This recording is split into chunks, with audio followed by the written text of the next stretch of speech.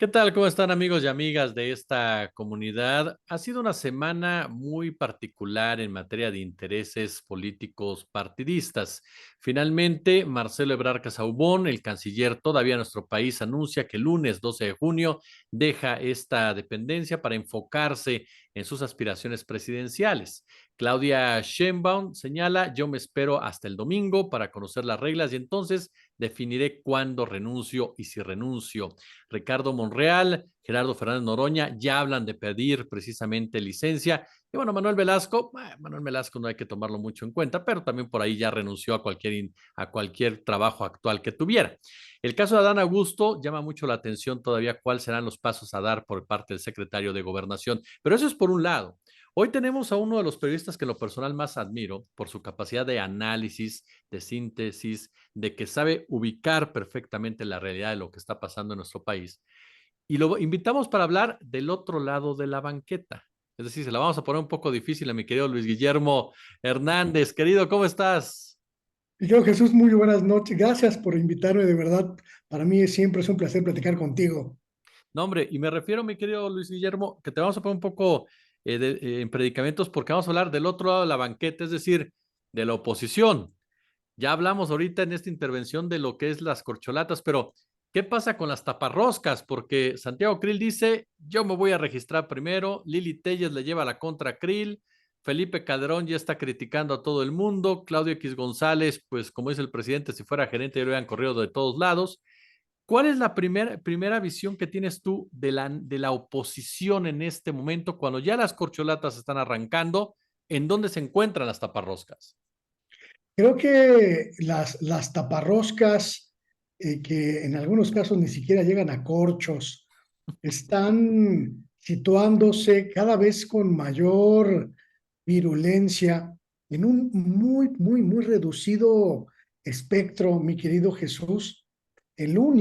Prácticamente el único espectro que les dejó libre el presidente López Obrador, el espectro de la derecha y la ultraderecha más recalcitrantes, donde podrían ubicar un espacio de oportunidad y donde podrían, de alguna manera, intentar construir algo mínimamente competitivo de cara a la sucesión presidencial de 2024. El presidente López Obrador fue sumamente astuto en términos políticos porque abrió un abanico de opciones para la cuarta transformación que van desde la izquierda más, llamémosle recalcitrante, sin que esto sea peyorativo, mi querido Jesús, con gente como Gerardo Fernández Noroña o un poquito menos hacia ese ángulo izquierdo con Claudia Sheinbaum, un poquito más en el centro con Marcelo Ebrard, con Adán Augusto, un poquito más cargado hacia la derecha con Ricardo Monreal, y solamente dejó un pequeñísimo espacio ideológico para que la oposición pudiera ser, aunque sea medianamente competitiva. La derecha tradicional, donde quizás Santiago Krill o a lo mejor si regresa al país en algún momento Ricardo Anaya o tal vez alguna de estas figuras de los estados como el gobernador de Yucatán, podrían caber, podrían tener alguna oportunidad, y la ultraderecha o la derecha más recalcitrante, más histérica, donde están Lili Telles y todo este andamiaje que construyó pues la gente de Mexicanos por la Corrupción, y que seguramente irán a ocupar gente como Gustavo de Hoyos o cualquiera de estos otros. Creo que esta es la realidad, una realidad que se va a estrellar con las urnas, porque prácticamente Morena ya tiene al 70% de la población en sus manos. Cuando de repente hablamos, querido Luis, de la oposición, la derecha, por ejemplo, uno pensaría, pues es válido, tiene sus posturas, sus formas, planes de gobierno, pero ¿qué le ha pasado a la derecha en nuestro país? Porque cuando tú escuchas a Krill o tú escuchas a Lili Telles, como ya lo definiste bien, cada uno representando tal vez una derecha más serena, una derecha más estridente, o un personaje como Gustavo de Hoyos, o por ahí aparece un Enrique de la Madrid. Eh, ¿Qué tipo por qué la derecha nunca pudo o no ha podido conformar un plan de gobierno o crear una candidatura medianamente competitiva después de 4 años, prácticamente ya 5 años de un gobierno al que se le han pasado golpeando y golpeando y golpeando todos los días? Porque no tienen realmente nada que ofrecer, mi querido Jesús, ni en términos programáticos, ni en términos de proyecto de mediano plazo para el país, porque pues, los resultados en términos, digamos, generales de la cuarta transformación son sumamente exitosos, a pesar de las narrativas que intentan imponer desde sus medios y espacios aliados. En términos generales, el proyecto que planteó López Obrador era prácticamente el ideal o el idóneo para lo que se requería en el país, y la derecha se quedó sin discurso porque económicamente el país está en una situación prácticamente inmejorable. En materia de seguridad, el país está recuperándose pues de esta docena trágica y sangrienta de gobiernos calderonista y peñanietista. En términos sociales, la reconstrucción del tejido social con el rescate de la gran mayoría de la población que estuvo abandonada por décadas, pues es algo que es público y notorio. Y la derecha, la ultraderecha, realmente no han tenido ningún argumento para seducir a estos millones que quizá no fueron directamente beneficiados por la cuarta transformación, con ningún programa social, con ninguna política pública, pero tampoco ven con malos ojos que el país empiece a encontrar ciertos equilibrios de los que no, de los que echaba en falta. Me parece que la derecha y la ultraderecha no tienen ningún argumento de peso para contraponer un proyecto de país a lo que está ofreciendo en estos momentos Morena y la cuarta transformación. Ese punto que tocas, querido Luis, muy interesante. Hay un sector de la población, por supuesto, que no le gusta el gobierno de López Obrador sin ser anti-López Obradorista. Simplemente no coincide o no le han parecido algunos puntos o considera que no se han hecho de manera adecuada.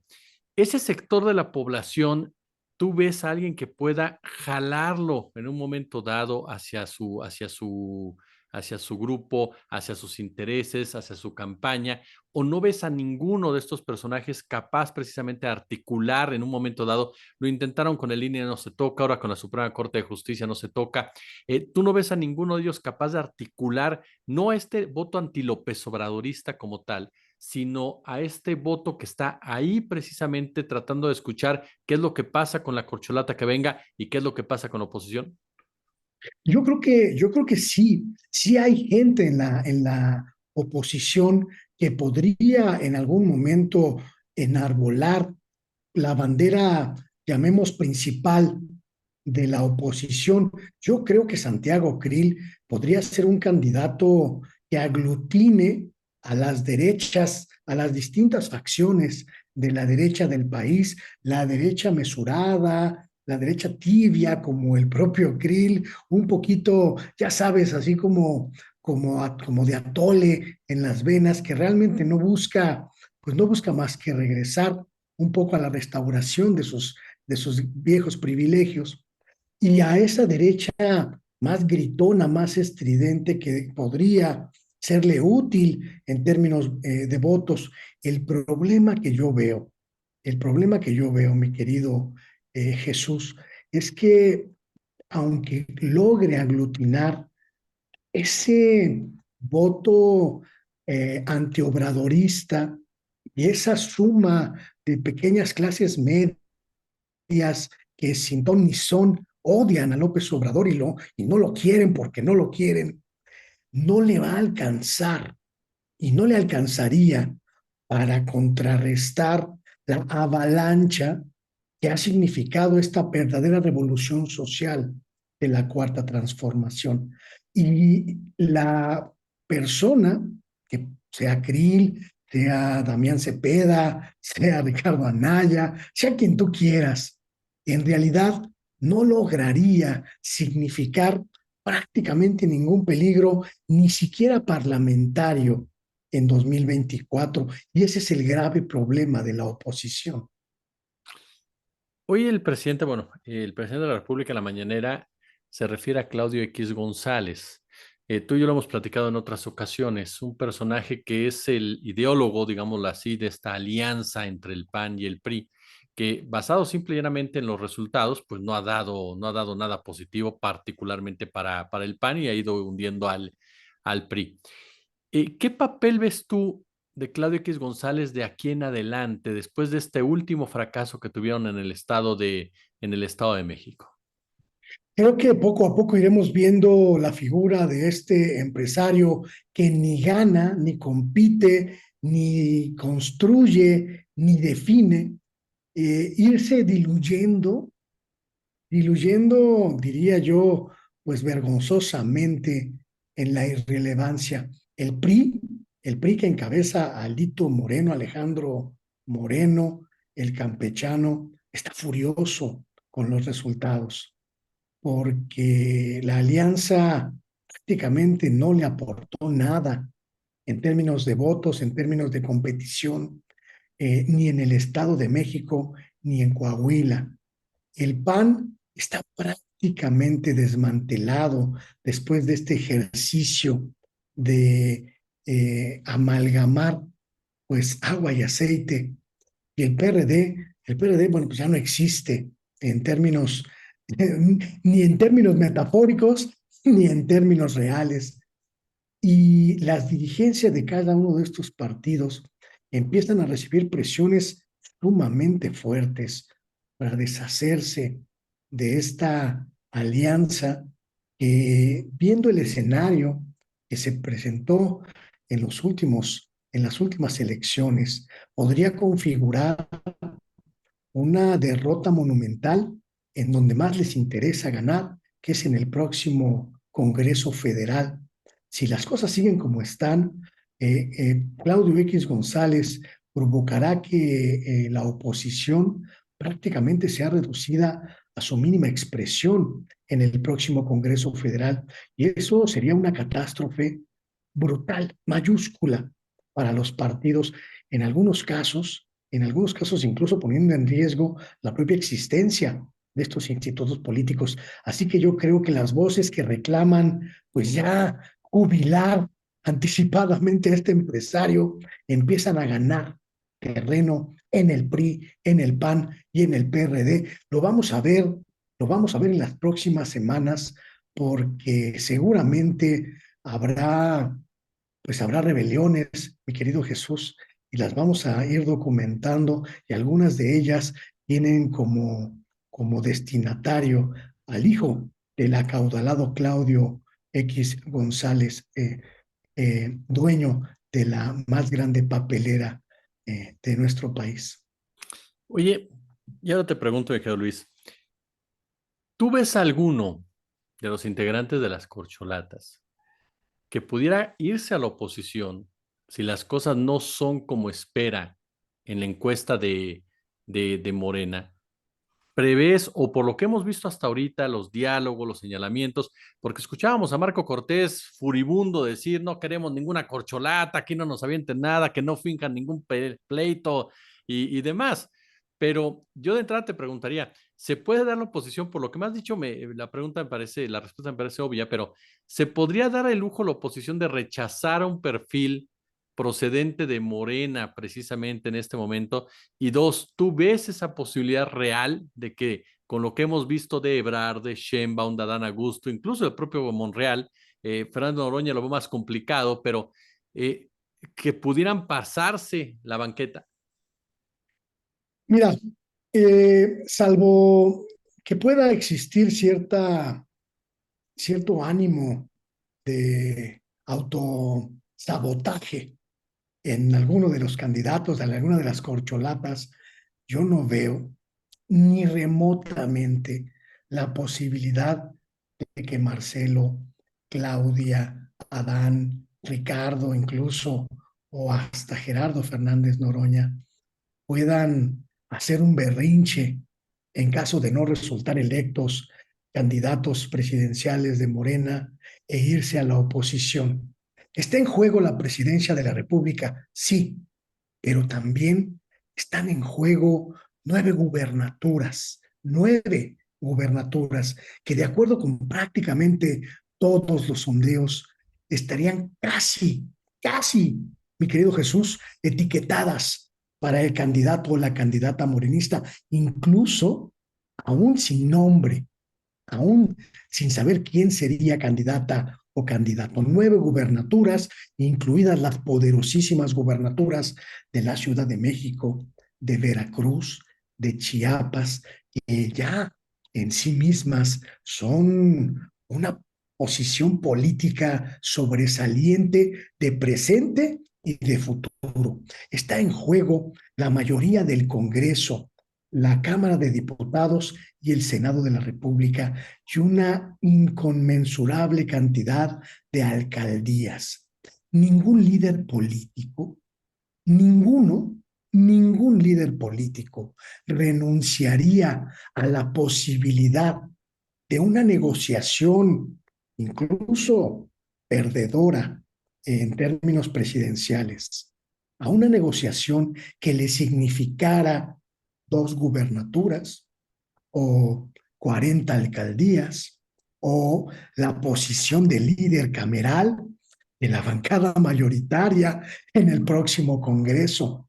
Y esa lectura es seguramente la que va a pesar al final en las corcholatas. Seguramente habrá muchísimas cosas en juego, no solamente la cuestión de la candidatura presidencial, que les hagan reflexionar que más vale ser el líder de 15 senadores, 40 diputados, 120 alcaldes y no presidente de la República para un futuro político. Y estoy casi absolutamente seguro que todas quienes están en esta carrera presidencial en el lado morenista están pensando en esa combinación de variables a la hora de sopesar sus posibilidades. Por eso creo que es prácticamente imposible que alguno de ellos quiera irse, porque saben, y también nosotros lo sabemos, querido Jesús, que prácticamente es una apuesta ganadora, incluso sin hacer campaña. Hay un tema en el caso de Morena, y me encantaría escuchar tu opinión, Luis. A final de cuentas, yo coincido en gran parte de lo que mencionas. Todo parece indicar que quien resulte ganador o ganadora de esta encuesta estaría prácticamente poniéndose la banda presidencial, es decir, sustituyendo a Andrés Manuel, o sucediendo más bien dicho, a Andrés Manuel López Obrador. ¿Cómo crecer en tu propio gobierno cuando tienes la sombra de uno de los personajes que ha marcado bien, mal, dependiendo del sector que te diga, pero de uno de los personajes que sin duda alguna marca un antes y un después de la política mexicana, que es Andrés Manuel López Obrador, que es un personaje que logró 30 millones de votos en las urnas, que es un personaje que tiene una enorme credibilidad y que tiene un enorme liderazgo para poder hablar con Dios y con el diablo y que tiene un peso específico en este partido político llamado Morena. ¿Cómo analizas tú esa posibilidad en este momento en donde todavía no sabemos quién es realmente el que va a ir o la que va a ir, pero cómo enfrentar ese panorama de que a final de cuentas tú vas a gobernar, pero atrás de ti o cerca de ti o antes que de ti un personaje como es el político tabasqueño? Yo creo que cualquiera de las candidaturas tiene 3 posibilidades, mi querido Jesús, que son un manjar para cualquier político, para cualquier política. Uno, suceder a un mito viviente. Eso ya te marca una impronta no solo social y política, sino también histórica, que va a significar en muy buena medida una, una pues posición destacadísima en términos, en términos históricos y en términos también políticos. Dos, yo no creo que ninguno de ellos esté pensando en ser una presidencia de la República ajena al camino que ya trazó López Obrador, que ha probado ya su efectividad en términos económicos y en términos sociales, y que ha probado su poderío en términos políticos, prácticamente borrando del mapa a sus opositores, a todos, absolutamente todos sus opositores. Pero además hay un tercer caramelo sobre la mesa de los candidatos y las candidatas. La ventaja de que muy seguramente consigan la presidencia de la República con un caudal de votos incluso superior al que llevó al poder a López Obrador. Insisto, incluso prácticamente sin hacer campaña, porque la inercia de la popularidad de López Obrador será suficiente para que, sí, es más, te la pondría así, en términos llanos y grotescos, mi querido Jesús. Si Morena decidiera postular a la presidencia un palo de escoba con un bigote y un saco, ese palo de escoba se sentaría en la silla presidencial el primer minuto de octubre, noviembre de 2024. De ese nivel es la suculentísima oportunidad política que tienen los aspirantes de Morena a la candidatura presidencial. Me imaginé a Krill debatiendo con el palo de escoba. Oye, Bueno, oye, y lo peor de todo es que el palo de escoba ganaría a Santiago. mi querido Luis Guillermo Hernández, siempre es un placer de verdad recibirte aquí en nuestro canal, oye. Al contrario, mi querido Jesús, sabes que te respeto y que te admiro. Igualmente. Estas charlas para mí son un privilegio y un lujo. Te mando un abrazo fuertísimo a ti y a toda tu audiencia con mucho cariño.